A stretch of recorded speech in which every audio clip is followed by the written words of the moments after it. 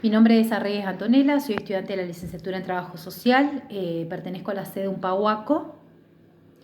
Respondiendo a la propuesta de la materia Políticas Públicas, una de las problemáticas que se encuentra en mi localidad, una de las tantas, es el comedor escolar, ¿sí? El cierre del comedor escolar. El comedor brindaba una asistencia a las familias con escasos recursos, ¿sí? En muchos casos era una vía de escape para todos aquellos que no contaban con trabajo y tenían hijos en edad escolar, ¿no es cierto?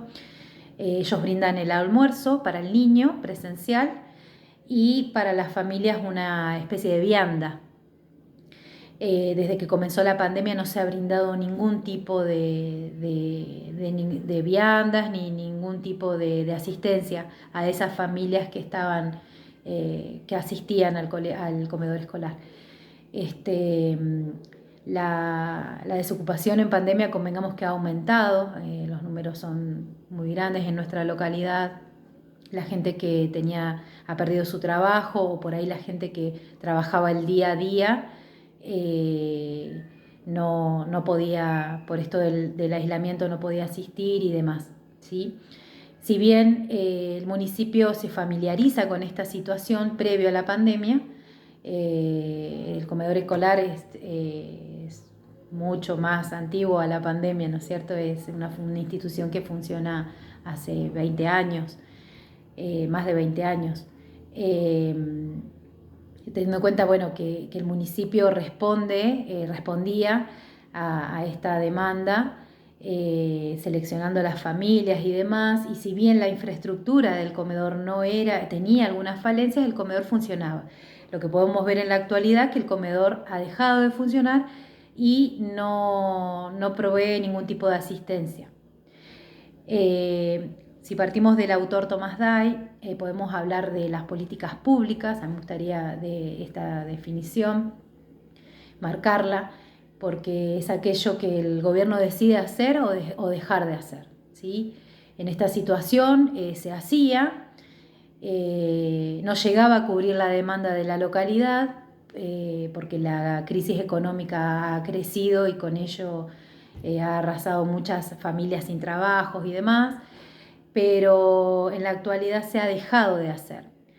Y entramos en esta clasificación de que se hace y lo que no se hace, ya sea porque no se puede, porque no se quiere o demás. Esto resulta negativo para la sociedad.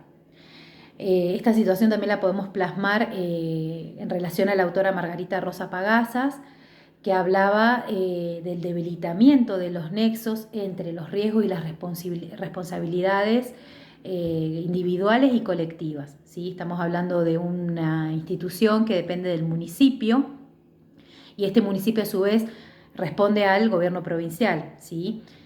O mejor dicho, el gobierno provincial provee al municipio para sostener el comedor escolar.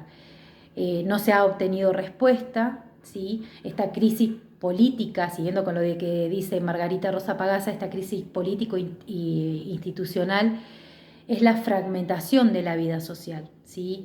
Las familias que se encuentran sin recursos solicitan ayuda, piden ayuda, reclaman en el departamento en el departamento de desarrollo social, solicitan alguna ayuda económica o el bolsón, porque a veces la situación se hace insostenible, ¿sí? Como parte de este engranaje institucional, como decía la autora, trae consigo también tensiones en la práctica profesional. Y es lo que sucede. El trabajador social interviene desde su lugar, pero muchas veces no se obtienen respuestas por parte del Estado, y ella hablaba de este vacío que se genera para el profesional, ¿no es cierto? Las demandas son muy amplias y las respuestas son muy pocas. Y si hablamos de demanda, podemos situar a Fraser, la autora Freser, ella decía que las demandas tienden a estar vinculadas con otras cadenas de relaciones condicionadas, ¿sí? Y esto es real porque va todo de la mano, al no tener trabajo, al no contar con un trabajo estable, con no tener recursos para poder alimentar a la familia.